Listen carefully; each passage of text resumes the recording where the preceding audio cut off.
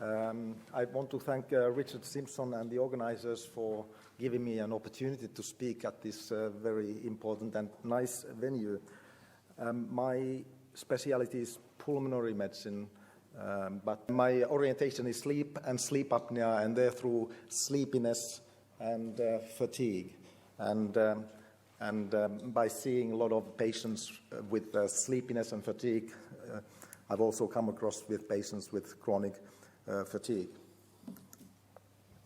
And I'm not going to talk as a professor to you to go through exactly the clinical diagnosis. I think this audience is well aware about the details. I'm just going to emphasize two things. One is the history, patient history, and also the physical signs, which sometimes, very often, may not be taken sufficiently into account. So I think in general my aim is to think how we can get the general practitioners to be more aware of ME, CFS, how they recognize the symptoms, take the patient seriously, and know when to refer the patients to specialized centers. What we actually need is we need a physical explanation of physical symptoms of this complex symptomatology and clinical signs to make CFS as an understandable overall picture. So one problem, ME/CFS is diagnosis based on symptoms, and there has been a lot of discussions what sort of criteria we should use, and this is the latest proposal for diagnosing CFS, and I think the beauty of this proposal is that it's simple enough. So we need the message to general practitioners that you need to remember 5 criteria, and if the patients meet the 5 criteria, then you can think that perhaps CFS might be the diagnosis in the background.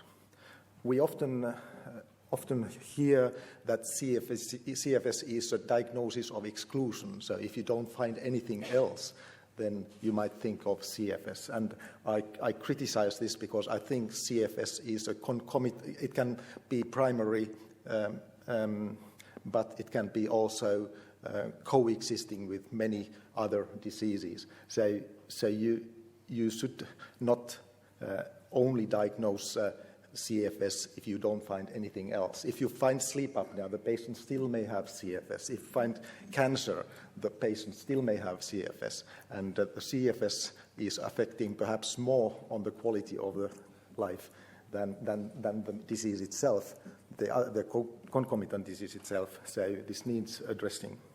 So there is a problem with diagnosed-based symptoms. Many healthcare providers think they are skeptical that the patients may have learned these symptoms, they may have been brainwashed, and they tell what they are told to tell the doctor, and they may think that the patients have imagined these symptoms. And we know these group of patients are very active of finding solutions for their symptoms, and they are indeed heavily influenced by internet and patient organizations. So most of us doctors need to see to believe. If they see a patient who is looking wealthy and explaining symptoms which doesn't seem to fit, if the patient is very verbal, saying, I don't find the words, it's not credible. When I think if we have enough clinical signs so we can see which the patient cannot invent, we can increase the credibility what the patient is telling. And I think it's also very important to understand the pathophysiology, or at least have a decent theory or hypothesis what is behind this very complex symptomatology. And I think we have to start developing, producing a hypothesis for overall pathophysiology, and I think I try to propose one, but this is just a start. And I think this is very important because we don't have so far biomarkers which would then be a blood test or functional test that would end up with CFS diagnosis. So let's pick up some of the symptoms of CFS-ME. And if you go down the list, it's very hard to find the common denominator, what is connecting these symptoms. If you go to an eye doctor, then he's interested on the couple of first symptoms. If you go to an ENT doctor, then he may be interested in some of the further ones. And if you go to a lung doctor, they want to hear if you have breathing problems, and if you have palpitation, you have to go to cardiologist. So there are each medical specialty is understanding one part of this. But what is very, very hard to understand, that if you look the sympathetic trunk and go down, so you have the common line between these symptoms. So if you have a blocked nose, the ENT doctor should ask if you have overactive bladder. And then you start understanding that this is a whole body condition. It is not limited to one specialty or another. And this holistic picture in the current medicine is very difficult because we have to specialize with the knowledge. You cannot master this kind of overall picture unless you understand to draw this common line. I'm mainly focusing on physical signs, which are based on having seen about 500 patients, and the pictures I'm going to show you are the patients have given permission to show them, but I want your appreciation not to photograph them because this is just for educational usage. But I want you to memorize them in your visual cortex. These signs, I have to say that no sign is present in every patient, and the females seem to have more signs, but there are also opposite signs. There are lean patients, there are obese patients, there are hypermobile patients, there are more stiff patients. There may be hyponatremic patients, but there is also hypernatremic patients. So it's not just straightforward. I would refer to the early paper from Peter Rowe in 1999. He found out that in his CFS clinic he saw quite many patients with EDS, which means Ehlers-Danlos syndrome. And this is a particular syndrome that is characterized by loose connective tissue resulting in hypermobility of joints and elastic skin. And already then they proposed that the occurrence of these syndromes together can be attributed to the connective tissue abnormality, which is certainly present also in the blood vessels.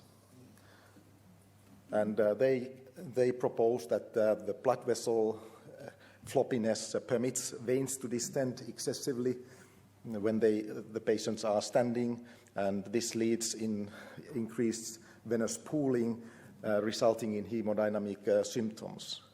And they proposed that hypermobility and connective tissue abnormalities should be carefully evaluated in CFS patients. And this EDS syndrome is diagnosed according to Bayton criteria. You need more than 4 out of 9 points to diagnose EDS. And this is a very strict level. Very few patients fulfill the EDS criteria. There is quite a big number that do, but we have to be more sensitive than this.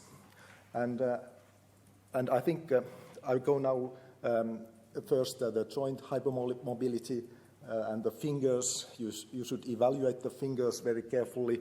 You may ask the patient to do a trick what they want to amuse, where they sometimes amuse their friends, so in which positions they can put their hands or fingers, and then the wrists, maybe the hypermobility of the wrist is sometimes also, you can feel it when you shake the hands, when you see the patient, and these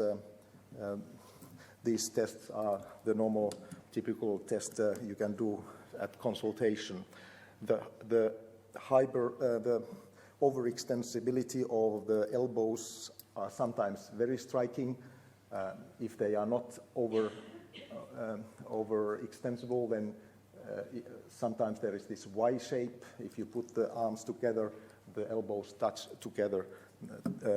So this seems to be one sign in these patients. Sometimes the neck is very mobile, and this has a particular importance if we think of the spinal cord. Here you see knees, overextensible knees. On the right bottom, you see also hip hypermobility. And the skin, the eyelid is a very, very typical, common place, easy to evaluate, and the skin at the different parts of the body. Also the muscle, if you try the muscle seems to be more elastic in these subjects. And but I think the specificity and sensitivity, I can't tell the specificity and sensitivity because I mainly see only these patients, and I would really like to have data about controls and these patients. And another thing is that if you say EDS is associated with CFS, some patients said that my mother has EDS, but she's totally the other way around. She's the Duracell type of person, moving all the time, interested in everything, physically active, and blaming me being lazy. And I don't think she's completely healthy either, but I think she's in the phase, she can still compensate her fatigue by overdoing and being overly active. So if we go for the veins, then it's very striking that in the upper body or on the chest, females may have very large veins. Here you see normally on the upper part, on the breast, and on the legs, of course, we can see sometimes very varicose veins. In younger individuals, I hope this will be seen until the back, that the thighs are completely reticular with the dilated veins at consultation. You can also see the facial dilatation of vessels. That's called telangiectasia. There are different forms, usually very often on the nose and on the chin. And a typical place for telangiectasia is the back hump. Often they present with back hump, and here you can see the telangiectasia.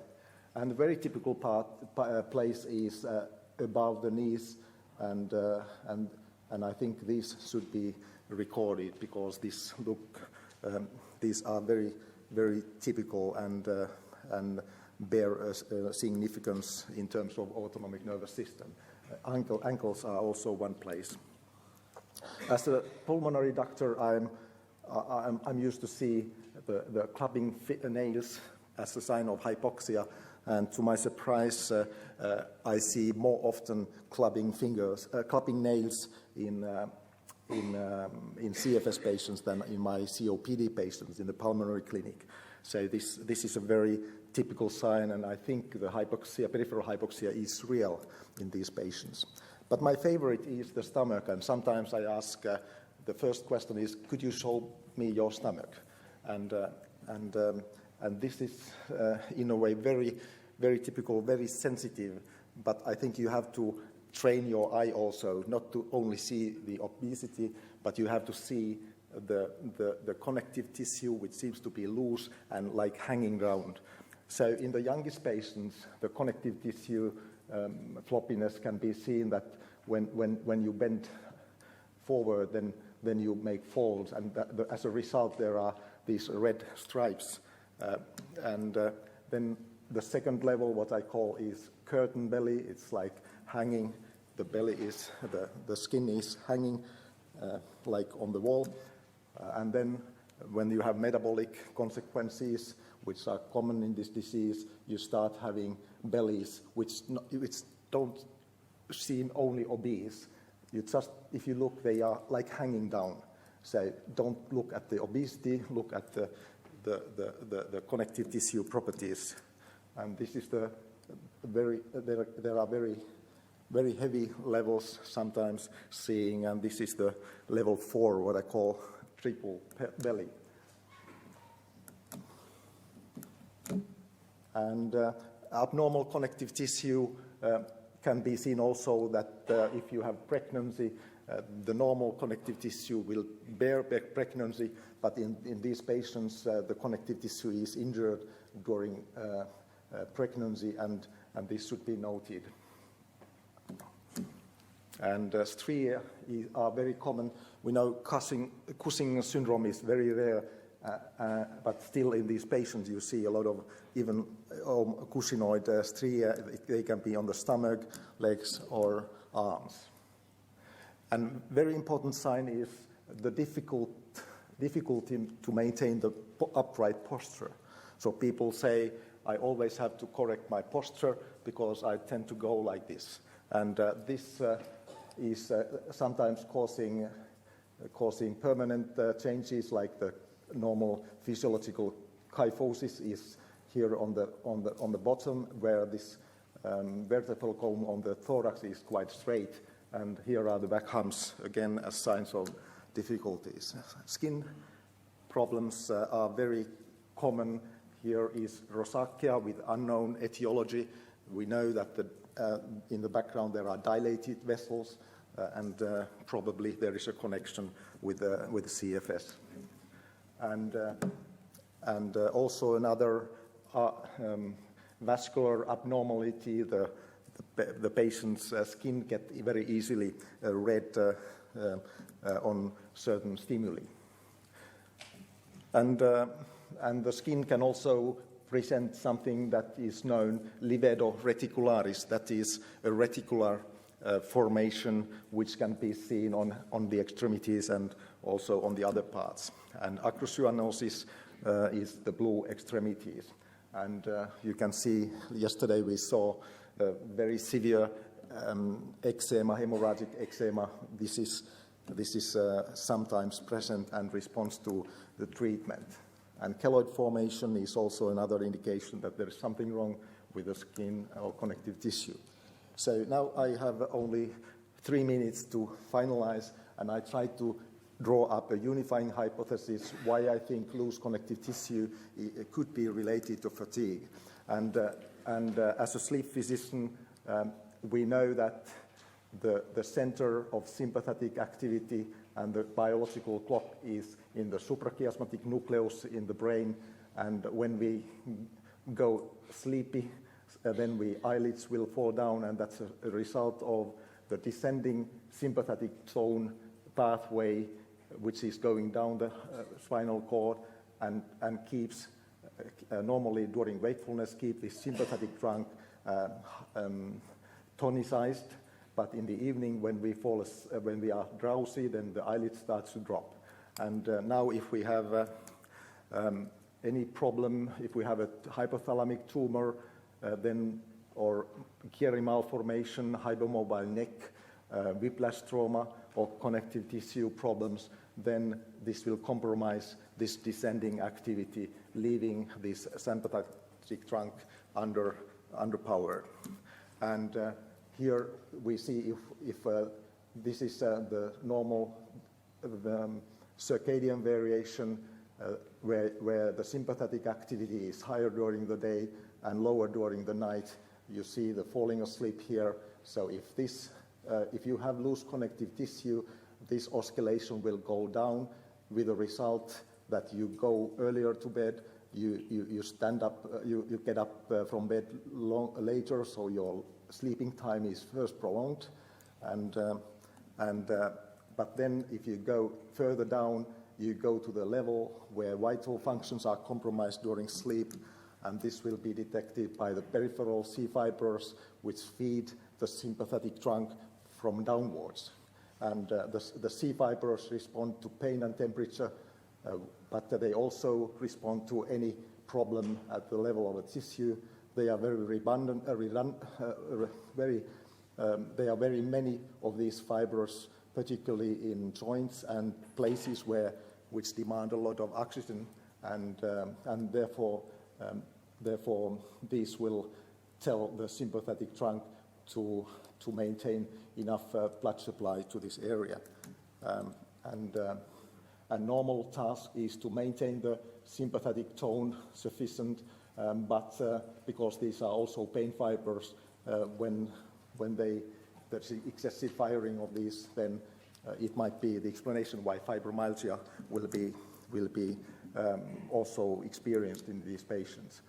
Okay, so in terms of time, I have to finish with my unifying hypothesis, which is while awake, the hemodynamic problem of two elastic veins and arteries is compensated with increased sympathetic activity, induced vasoconstriction, and here physical exercise, high motivation is helping, but during sleep you can't do that, and the hemodynamic problem is first compensated with prolonged sleep duration, which is the hypersomnia phase, followed by then the insomnia phase, when the peripheral rescue sympathetic system will comes in play, and this when the peripheral comes in play, then this will run out the neurotransmitter vesicles in the sympathetic neurons, and chronic fatigue will follow. And these are the results of insufficient sympathetic tone, and including immune changes and metabolic changes. So, and finally, the body stays awake and operates only on the chaotic peripheral sympathetic rescue activity, and there will be no circadian rhythm left anymore. So I think this is the time to stop. Thank you. Thank you, Olli. We've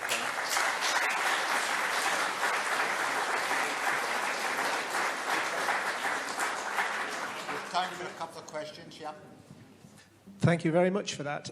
Do you see any increased incidence of sleep apnea associated with ME? The loose connective tissue is already a factor that is increasing the incidence of sleep apnea. I would say 65% of my CFS patients have sleep apnea, and in 1/3 it may be have been meaningful contribution to the symptoms.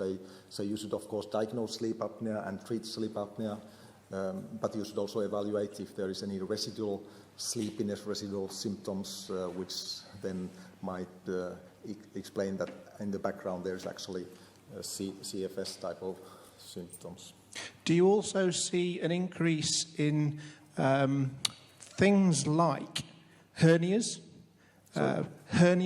abdominal hernias? Hernias and rectocele and diverticulosis and yes. Plantar fascia tears? Sorry? Plantar fascia tears in the feet? No, I don't recall. Okay, thank you very much. There are leg pain in the morning when you wake up. So some patients say that it's hard to walk for the first 5 minutes. So but it's not typical for kids. Yeah. Is there any relationship between Parkinson's disease and CFS? Is there a connection or? Yeah, is CFS more common in Parkinson's disease? I mean, I see so many patients with Parkinson's disease who also have CFS-like I think Parkinson's disease is a dopaminergic problem, and CFS is a hyposympathetic problem, which means dopamine, noradrenaline, and adrenaline. So I think there is a connection, and also the same medication seems to work. So I often use dopaminergic agents to help the patient's symptoms. I'm more used to use it in the connection of restless legs, which is also very common in these patients. Thank you. Thank you very much, Olli.